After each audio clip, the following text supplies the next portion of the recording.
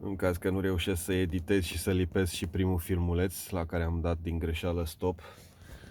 Deci mă apuc să demontez o cotieră de Volkswagen Touran din 2007, care, precis, procedeul se aplică și la 2003-2010.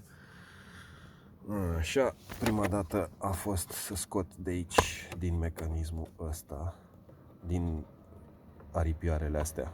Am scos cu șurubelnița, am băgat șurubelnița așa și am tot depărtat până când a căzut ușa asta, ușița asta. După aceea trebuie dat la o parte și scos tot sertărașul ăsta afară din mai multe părți, din toate părțile.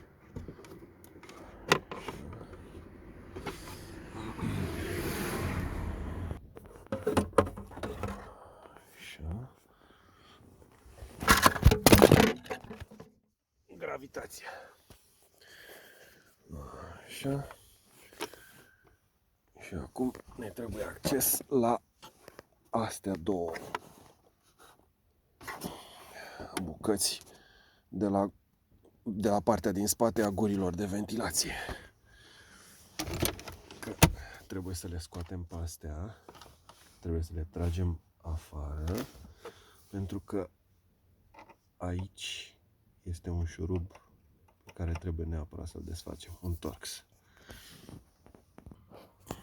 Și cum spuneam, acest Torx trebuie desfăcut pentru că va trebui să tragem toată partea asta de aici. Va trebui să o scoatem afară și ăsta e primul care ne incomodează, după care vor mai fi și acolo două. Dar trebuie să scoatem chestia asta, trebuie să o scoatem afară.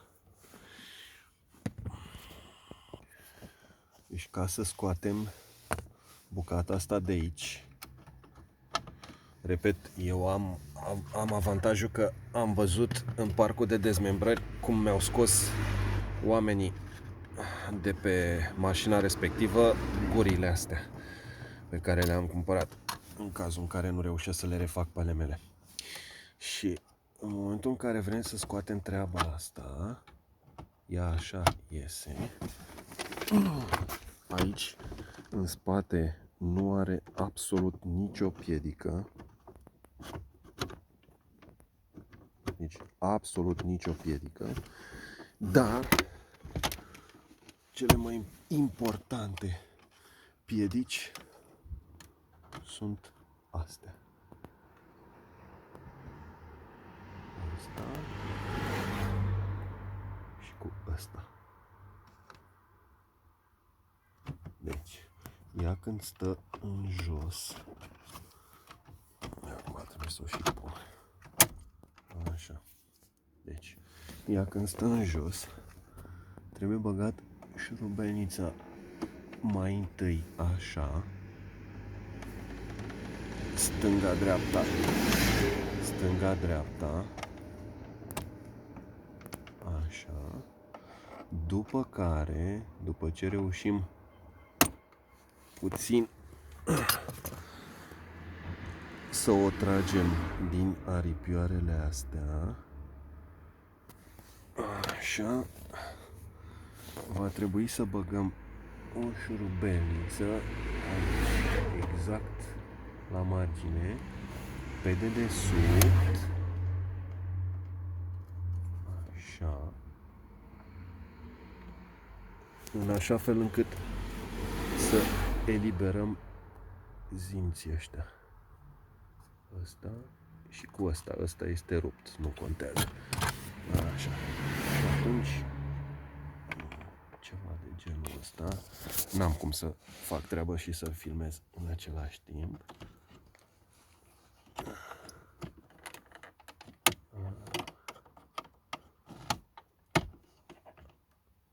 Ceva de genul. Pentru dacă puteți și sigur veți putea să faceți treabă cu două mâini, atunci veți băga mâna și aici. Așa. După care șurubelnița aici și aici.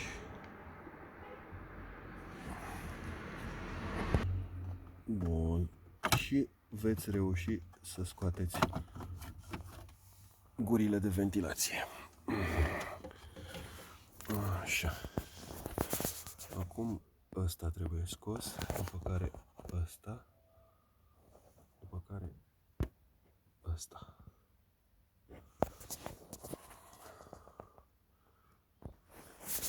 Bun, odată ce le-am scos pe astea trei,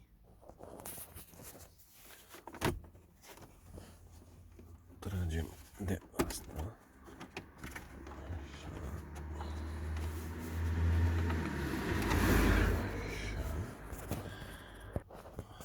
El va ceda de aici, din chestiile astea.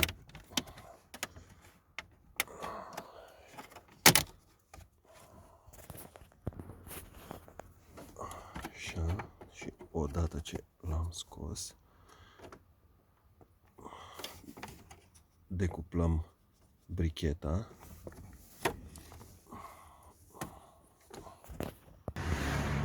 Bun, și odată ce am decuplat bricheta, așa, mai avem aici șuruburile de la mecanismul suportului de pahar.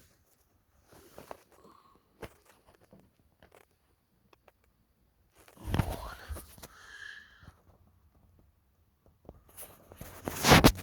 Deci, le-am scos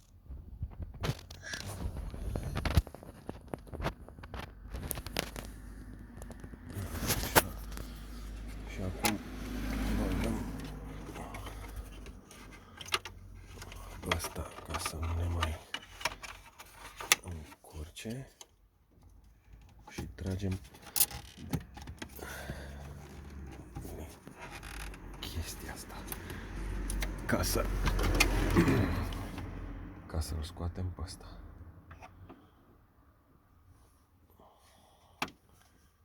Pur și simplu ar trebui să tragem în afară.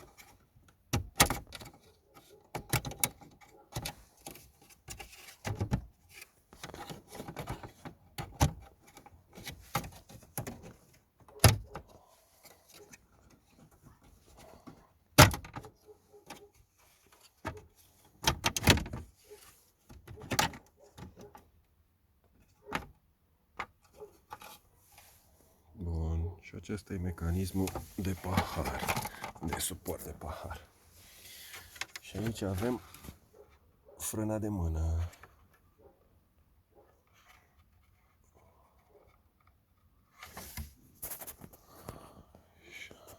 După care va trebui să ne ocupăm de cotieră.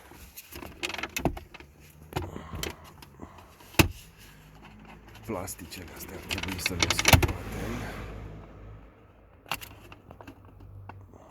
Nu pot cu o singură mână.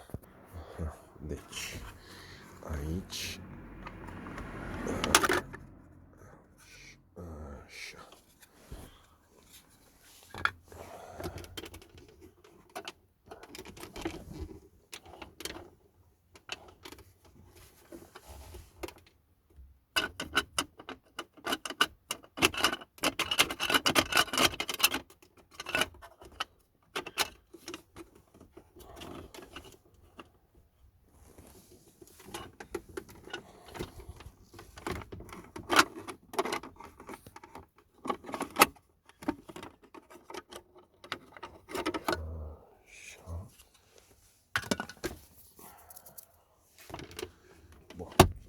Și aici avem cele două șuruburi pentru cotieră. Și cam asta ar fi. Și cum spuneam, odată ce aceste două șuruburi sunt scoase, cotiera va ieși de aici.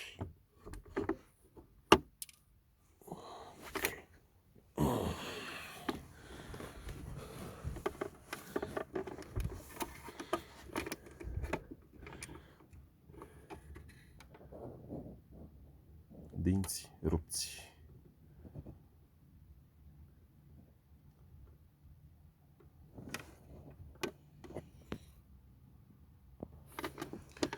Dinți rupți, mecanism antimoniu, la revedere. Poți să încerci, n-ai ce să-i mai faci la asta. Bun, și acum da.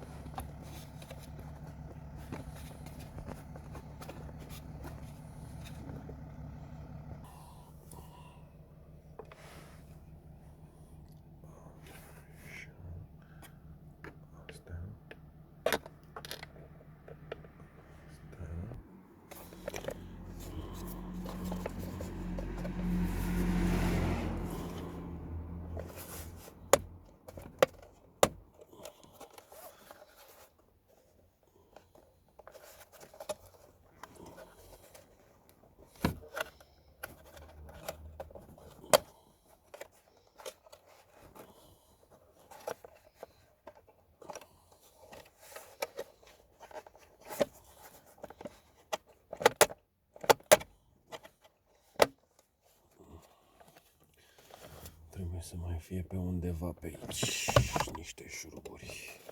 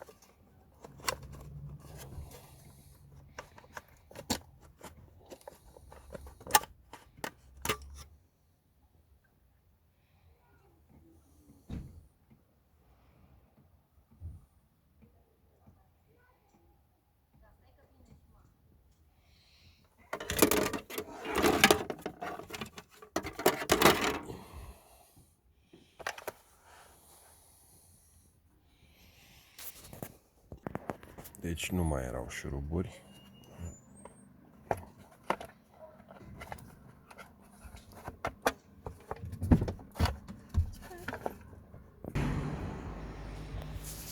Bun. Mecanismul de deschidere este aici.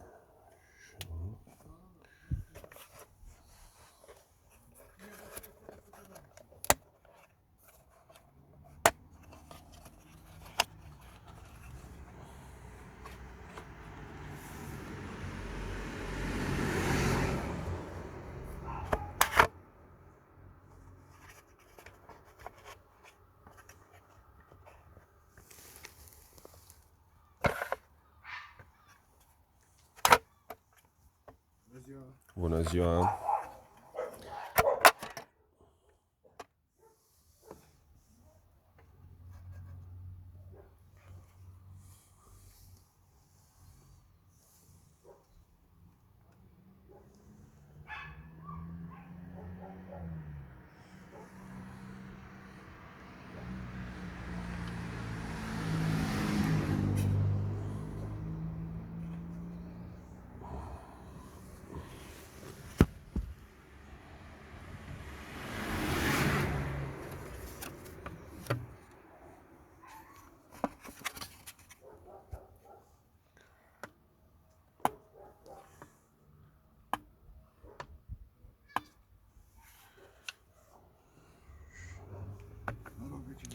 Bună ziua!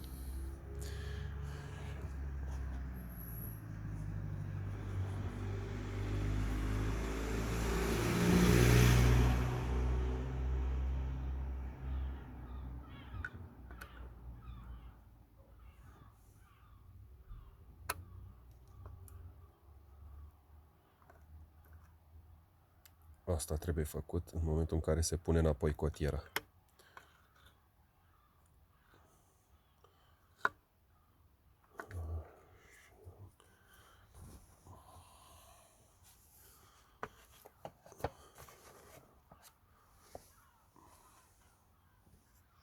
Asta se retapițează fără niciun fel de probleme.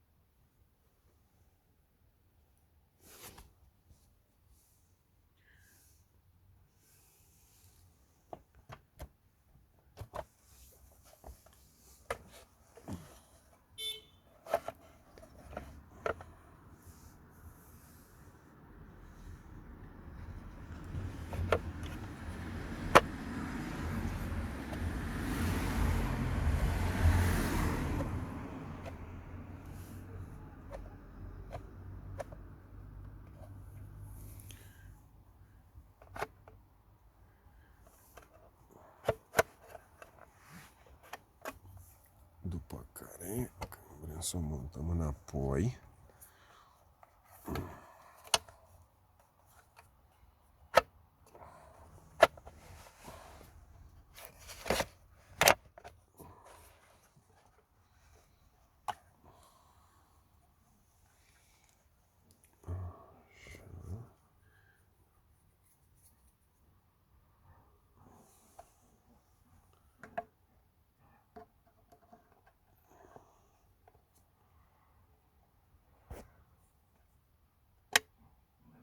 așa trebuie.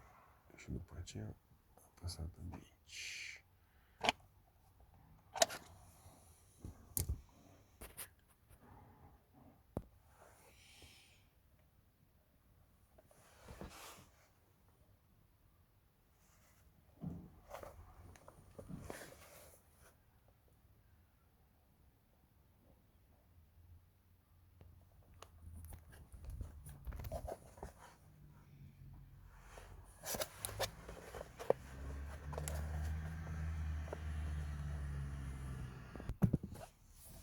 Și gata. Îmi pus șuruburile.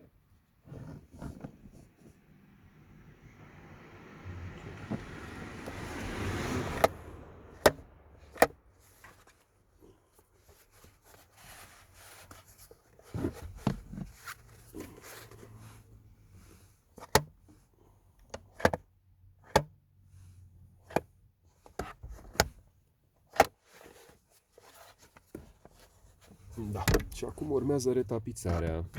Am văzut cum se demontează cotiera, cum se face bucăți. Spor la treabă. Sau poate aveți de reglat frâna de mână. Bonus pentru uituci. Deci, la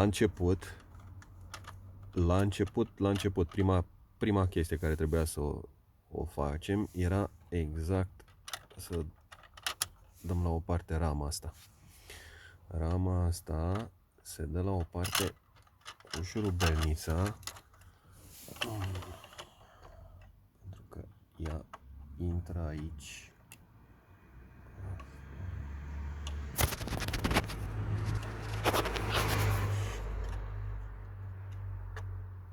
Da? Și aici la fel.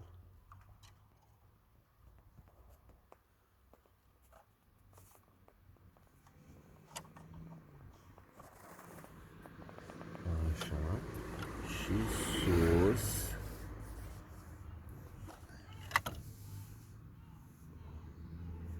Are aripile astea, care vin aici. Deci, ea cum stă în poziție obișnuită, așa, trebuie băgată șurubelnița aici și tras așa de ea, ca să iasă aripile astea. Astea ies primele. Deci, mai întâi scoasă rama, după care scoase gurile de ventilație.